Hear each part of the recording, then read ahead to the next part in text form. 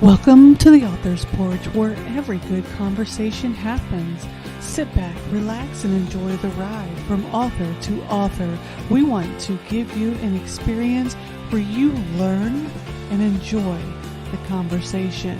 Authors tell you about their journey, you learn about new books, and at the end of the day, you go home with a smile on your face because the Author's Porch is a beacon of light, bringing you home to the family you never knew you had. We hope that you enjoy the show.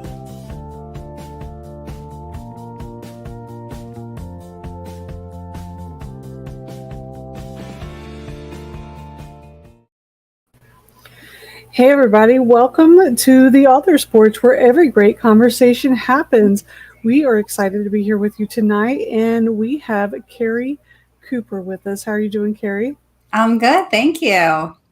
Thanks for being here. Guys, I was talking with Keri before we got on the show, and I thought, man, if we don't stop talking, we're going to talk about everything we want to talk about before we even start. But then I realized, I don't think that's possible with the topic that we have for tonight and the book that you wrote and everything that you've been involved in. So I'm going to do a quick intro, which is going to be really quick because with 30 minutes, I'm thinking that we might actually go long because this is a fantastic person that we have here. Keri wrote the book Mental Health Uncensored, and she works with teens and how to deal holistically with the world around them and the things that they're going through.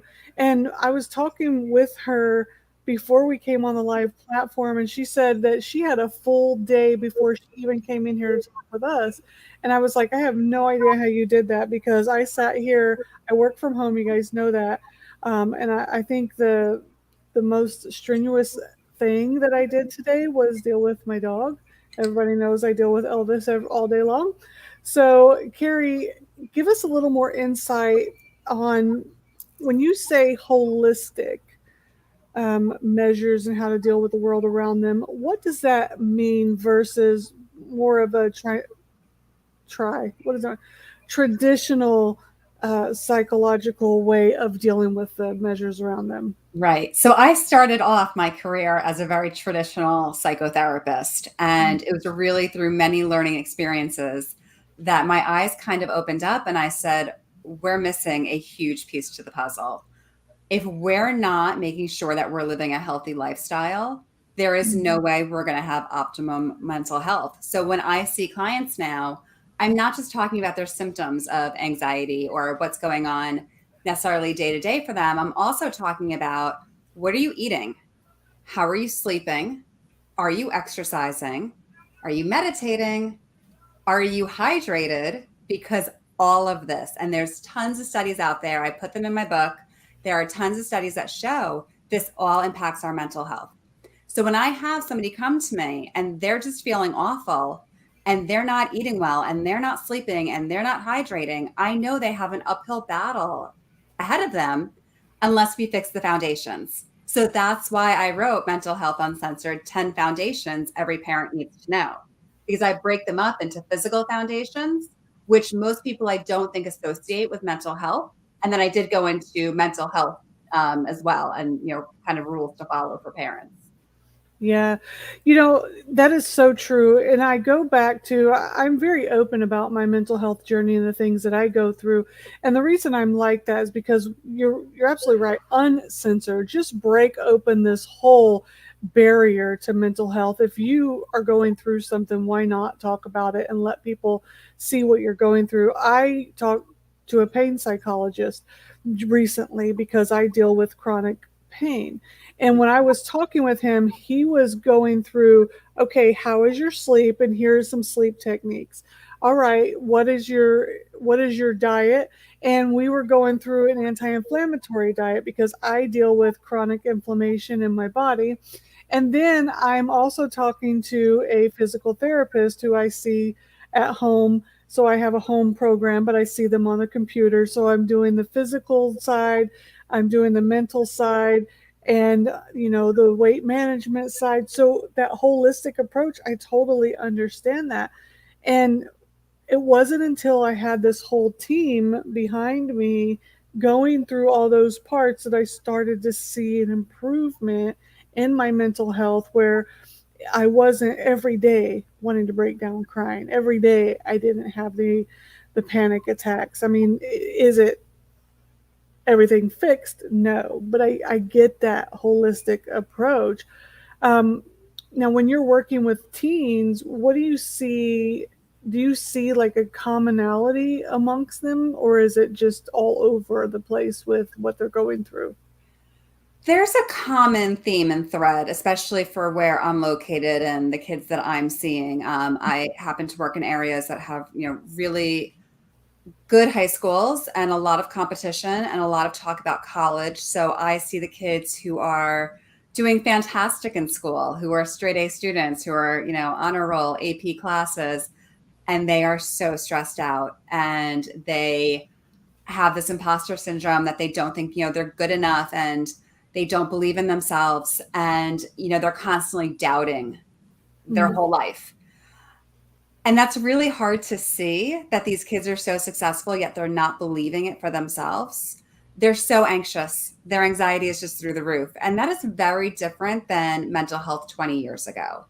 When yeah. I first got into this field, it was a lot of like quote unquote behavioral issues, ADHD, some anxiety, some depression. Anxiety has exploded. These kids are so beyond anxious. And it's like it's in their body, like it's a physical being in them that they describe it as. It's not just, oh, I'm worried about a test. Oh, I'm nervous about this. Their entire body is like revved up. So when one thing happens, I mean, their stress level just completely goes through the roof and it's hard for them to bring it back down. Now, is it the parents that are is creating this uber competition within them to succeed, or is it their peers, or is it themselves? Where do you think that uber competition to excel and succeed comes from? I think a majority of it has really come from themselves. Okay. Like they feel like they need to prove something to themselves, that they have to, get that perfect grade. Mm, And I think there's also a lot of competition in between peers at this point, mm, more so than I've seen in the past. And I also think as a society, we have told these kids that their entire purpose of school is to go to college, yeah. not to get an education, not to take in knowledge, not to find what you like. It is to go to college and to go to a really good college and build your college resume. And I think there's a lot of pressure put on these kids because of that. Wow. Yeah. When my kids were in school, I saw my son who was very very hard on himself, but I thought that that was awesome that he was holding himself to a standard. I never realized until, and we talked a little bit about this in before we got live, that they went through their own mental health experience while in college. I thought that that was him being putting himself by a standard and excelling, and I mean he was really really hard on himself, and I was like, yeah, man, he is doing it. He is, and I was very proud of him, and I didn't realize the anxiety he was dealing with until he got into college, and it all piled up until this one summer, and he did have a breakdown moment and actually had to go and see somebody. I did worry to the point where I thought I was going to get in my car and drive up there. Um, but it did not come to that. He did reach out because I was very open with the fact that I was seeing somebody, and I was very open with my children about that. But what do you say to these kids who are going through these moments and don't know where to turn? Where do they go? Where do they go? So many times they go to each other, which is fantastic, but not because they can't be each other's crisis counselors. Yeah. And unfortunately, that's what's happening, especially in the middle of the night. Um, so they need to be able to talk to their parents, and I do believe that parents today do understand mental health much better than other generations have, and they are willing to talk to their kids about what's going on more so than in the past. So I Mm-hmm. do think that there has been a lot of education for our parents, and they get it, and they get that it's very serious and that your child needs to be able to talk to you when they're stressed out. They need to be able to have that outlet. Yeah, very absolutely. How would you like if a parent came to you and said, my child, I can tell that my child is experiencing all this anxiety, all this stress, how can I help my kid? Like, how can I just tell them, look, just relax. Like, it's all going to be okay. You're going to get there in the end. It's all right. Just enjoy your life now, because trust me, when you get this old, it's no fun. It's not as fun anymore. What advice would you give those parents? I think it's about the conversations that the parents are having with the children. I think it's, how are you speaking to your child on a day to day basis? When they come home, is it, what did you get on that test? Or is it, what did you learn today? Hmm. Did you give something your best effort? Did you try today? Was there a problem that you ran into and did you figure out the solution? These Hmm. kids have very few areas in their life that they fail at. So they don't know how to fail and to pick themselves back up again. And that is a crucial skill that these kids do not have when they go to college. And that's why college has become such a challenge for so many of them. Yeah. So it's Now, really more about the daily conversations and changing the mindset and really talking more about the process and talking more about like the day-to-day stuff, not everything about the future. All these kids are designed to do is to build their future, and their entire life is kind of passing them by. And yeah. that goes back into like mindfulness and meditation and reducing anxiety. You have to be able to be in the present moment. It can't all be for the future. You have to learn to enjoy the day-to-day stuff. Mm. And these techniques and things are in your book, correct? Yes, absolutely. Can All you of give us that's in there. a little more insight of what else? I mean, obviously you can't give us any spoilers, but some things that are inside the book that we can look forward to. Yes. Besides all the physical foundations, which I kind of briefly ran through, Mm. one of the big things is that the kids, and we kind of just touched on this, they need to be able to deal with disappointment. Yeah. And I think parents, with a good heart, never want to see their child upset. And this starts very young.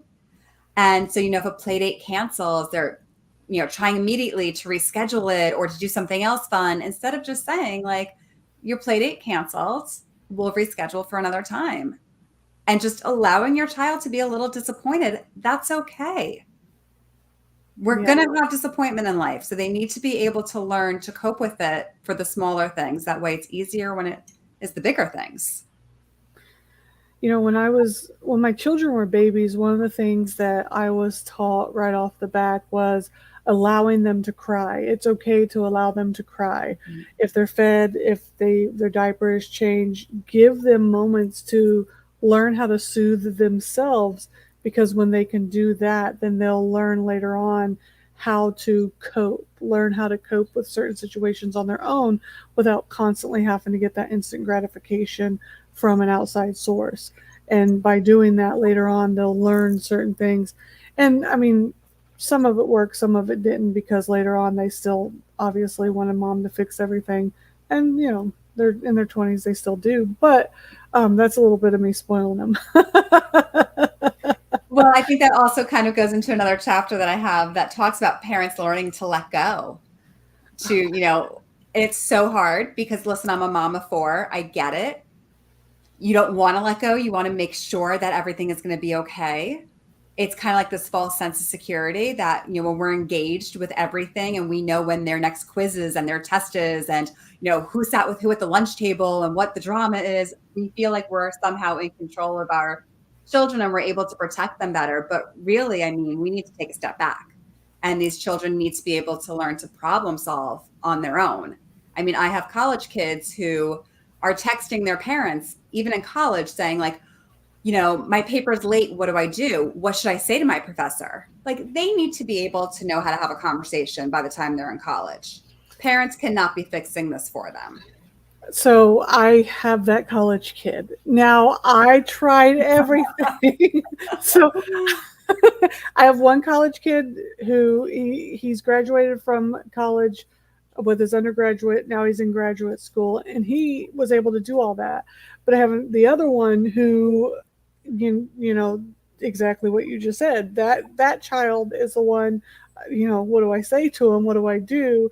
And I'm trying to say, well, I don't know, figure it out and just not give any answers.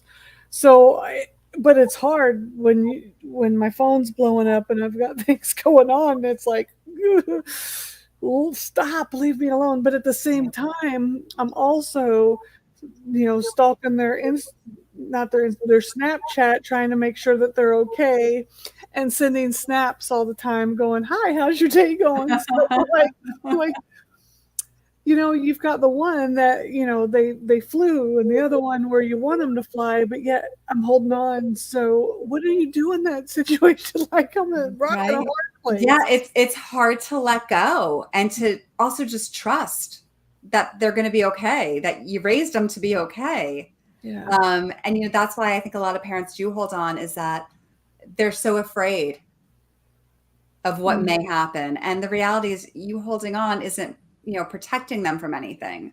They still have to go through everything. They still have to figure it out.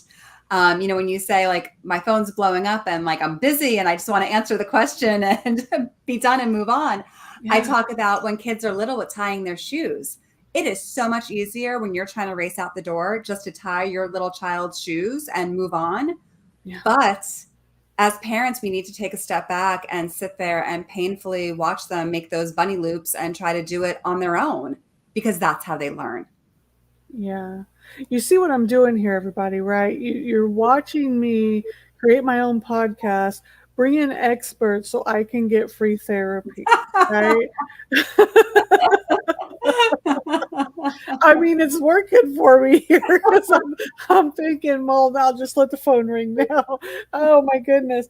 But it is a struggle. And when they're littler, I had an easier time when they were littler, um, of instilling that discipline. But as they're getting older, I find it harder to instill that discipline because the thought of them being further away is more present in my mind. But when they were little, I had so much time with them. I was like, you're going to listen to me.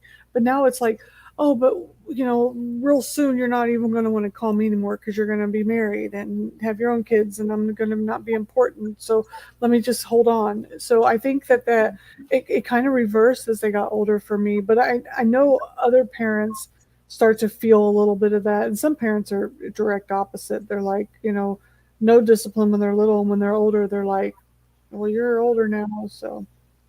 Right. But yeah, it's all about, us as parents feeling secure that, okay, we raised them well. We did the work. They can take on challenges on their own and they can be successful on their own. Yeah, we do have a question from the audience real quick. I think it's a great question if you don't mind me bringing that up. Sure. Yeah. So do you think the system and the idealistic celebrity influence puts too much pressure on our children? That's what a good question that is. Yeah. Yes. So short answer, yes. Yeah. So when we talk about, celebrities and all of this type of stuff, when I first got into therapy, there was no such thing as social media. Mm. And when I see the shift that has happened with anxiety, I firmly believe a lot of it is attributed to social media. Yeah. They are seeing the most unrealistic images on a daily basis, including their own friends. I mean, their friends are posting the most perfect moment of their life. Mm-hmm. That doesn't actually represent their life, but these kids are seeing this all day long, not just once in a while. It's all day long. And they're thinking everybody else has this amazing, perfect life. And what are they doing wrong? Because their life isn't amazing and perfect. So imagine thinking everybody else has it together but you. And everyone else is more beautiful than you. That everybody else, has these amazing, fantastic vacations but you. Like, it's just constantly in their face. And it's not truthful. Like, nothing that they're seeing online is actually truthful. Right. But they believe it to be true. Yeah. And it's hard to digest, very hard to digest, because all you want to do is have that as well. And you don't understand why you can't when you have all the tools to have it, but it's just not happening. Right. Because it's not happening for anybody. Everybody's just making really great posts. Right? Mm-hmm. I'm still trying to make those great posts. And even as adults, for us, it's even hard sometimes to realize that these people's lives are not perfect. Even our, friend from elementary school who we don't talk to and we see posting about all of her amazing date nights with her husband, and then you find out 2 years later they got divorced. Like nobody's posting the truth up there. It's all just an act. Yeah. Yeah, that's why I post crazy photos sometimes because I'm like, look, I'm a mess. So is this is book number what how many for you? This is book number 1, and book number 2 is currently in the works. So book number 2 is actually for the teenagers and the college kids, and it's a workbook based upon this book. Awesome. And the workbook is going to give them techniques and things to help cope with different situations. Yes, and it's going to be focused a lot on the physical because they Oh, need to build up themselves physically. These kids are not sleeping. They are dehydrated. Their eating is a disaster. Some of them do not see the light of day all day long, especially during COVID. That was true. That was a really tough time. So it's really going to hold them very accountable. Like we're going to talk about water, why water is important, and then there's going to be a ton of charts about your water intake and how do you feel, and we're going to go through that entire process. That way they can really do the work. Because once you have those foundations, it's easier to deal with stress, and stress will happen your entire life. So the sooner you have this down, the better it is. yeah. Now, so you not only do the work, you wrote the book, and you also speak on this topic. You go out to different places and you do speaking engagements in order to help people understand. Do you go into schools and talk? Absolutely. Okay. Do you go into Schools, classrooms or other? colleges, fraternities and sororities. Yes, all of them. Anywhere that there is somebody who needs to know how to help their kids, or teenagers and college students who need help. Yeah. Wow. What gave you this passion? That's, I mean, and the reason why I want to ask you that reason why I want to ask you that question, I want to tell everybody, we talked about this before we came on live, that I studied psychology because I love the field itself. I love understanding people's brains, but I stopped. I was like, no licenses, no, I'm done with my bachelor's. I'm done. I can't do it. I love it, but burnout, that's a lot. So, what gives you the passion to go all in the way you are and do it as fantastic as you are doing? Thank you. I think my passion comes from I love working with the angry, anxiety ridden teenage population because it reminds me of all my friends from high school. I mean, high school was not easy for me, and high school was not easy for a lot of my friends. And the whole time, it's like, oh my gosh, isn't there anybody here who could talk to us like we're human beings instead of just disciplining us and yelling at us? And I think that's kind of what started me on this path. And I'm lucky, like I just get these kids, I get what they're going through, and we have a great conversation in my office, and they learn how to process everything out and skills to use to help themselves in life. And I think, I'm able to continue to do this year after year. I've been doing this for almost 20 years because Wow. I see the results. I see these kids who, were an anxious mess and couldn't get out of bed, and then they're living like their best life. And that's got to keep you going. Wow. That's fantastic. And one of the wonderful things that you told me, I told you that I didn't go to college. I went straight into the military. So, and in my day and age in the military, there was no such thing as mental health. You just dealt with it, or you got out. But now they're doing a lot of programs, and they're helping people, and they're breaking the stigma of wanting to help people with mental health. And one, you did tell me that you do something really amazing in your line of work with military members. Yes. So I found this organization, and it's called Give an Hour. And it's a nonprofit organization, not connected with the military, but for the military.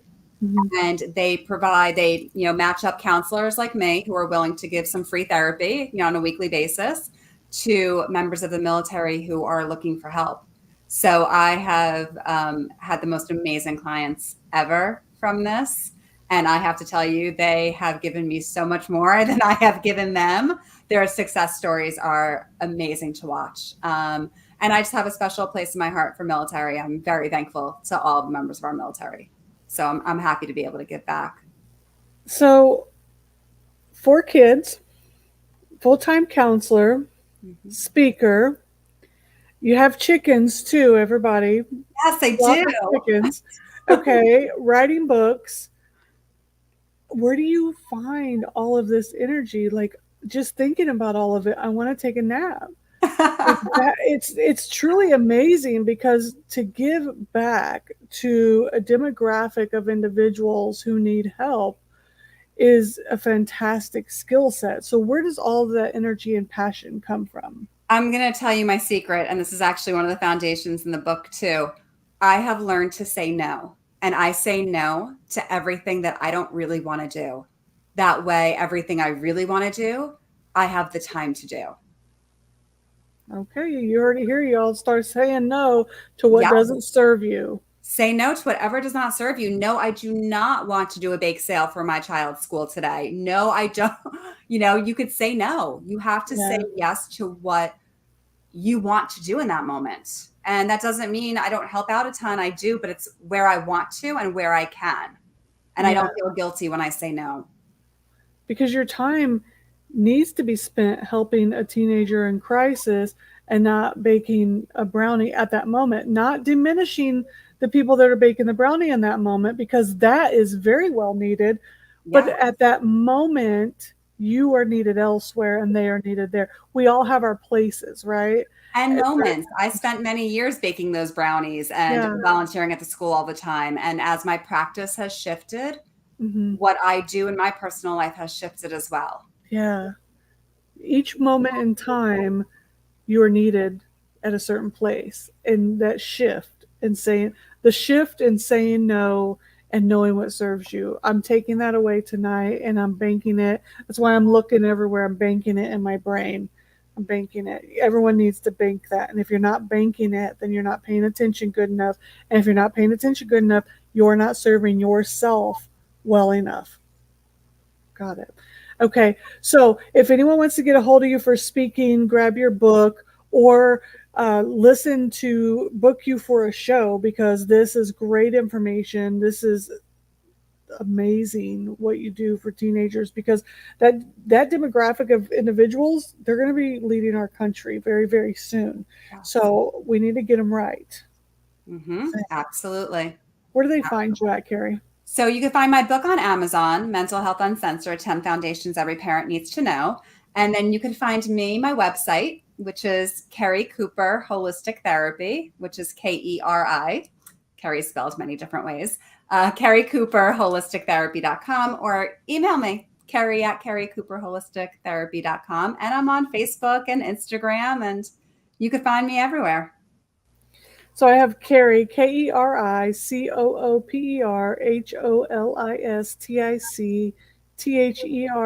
KeriCooperHolisticTherapy.com. Sounds about right. Okay, awesome. I went ahead and typed it in here in case anyone just wants to go and just click and go right to it. And do you have your book linked on your website? I do, and I have a lot of other, interesting articles and all that good stuff on my website as well. Perfect.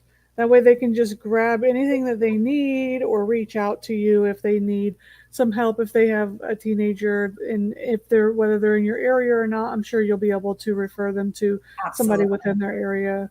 Wow, a lot of knowledge that we were able to share with everybody tonight, and a little therapy for me to let go of my child, not all the way because they're still my child, but um, go enough so that they can grow a little bit. Mama Bear is a little, okay. So what's next other than the workbook? What do you have next? What does your uh, future state look like? I'm not sure right now. Right now, I'm kind of taking it this moment. This moment, I'm really loving speaking and Mhm. getting the message out and getting this book out. And then the next book is really the next project. And then we will see where we go from there. Love that. And you know what? When you said staying in this moment, I'm remembering back to the very beginning of this interview where you said that the teenagers are always planning their future and they're not being present in the moment. And I'm like, she just said that, and you asked her what her future state looks like. How dare you?